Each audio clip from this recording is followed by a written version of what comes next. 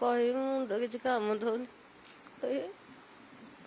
ମୁଁ ବି କାଠ କି ପଥର କଣ ମୁଁ କିଛି ଜାଣିପାରୁନି। ମୁଁ କଣ କହିବି ଆଉ।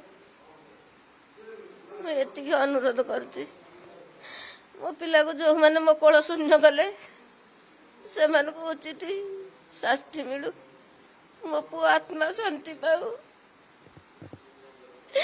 ଆମ ବାପା ମାଙ୍କର ଆତ୍ମା ଶାନ୍ତି ପାଉ। ଯୋଉ ପୁଲିସ ମାନେ ମୋ ପୁଅକୁ ଏମିତି କଲବଲ କରି ସେମାନେ ଥାଇକି ମାରିଛନ୍ତି, ସେ ପୁଲିସ ମାନଙ୍କର ଚାକିରି ଯାଉ ସାରା ଜୀବନକୁ, ତାଙ୍କୁ ଜେଲ ଦଣ୍ଡ ସାରା ଜୀବନକୁ ମିଳୁ।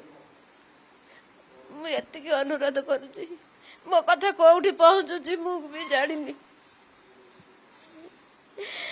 ଯୋଉଠି ପହଞ୍ଚୁଥାଉ ସେମାନଙ୍କର ପାଦ ପଦ୍ମ ତଳେ ମୁଁ କାନିପାତି ଏତିକି ଭିକ୍ଷା ମାଗୁଛି ମୋ ପୁଅ ପାଇଁ କି ମତେ ନ୍ୟାୟ ମିଳୁ। ମୋ ପୁଅ,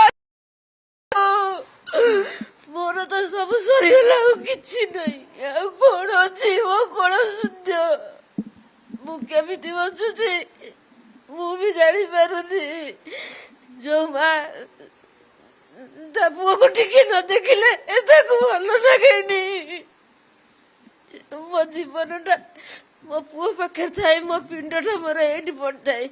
ଆଜି 10 ଦିନ ହେଲା ମୁଁ କେମିତି ରହିଛି ମୁଁ ବି ସେ କଥା କିଛି ଜାଣିପାରୁନି, ମତେ ବି ଜଣା ନାହିଁ।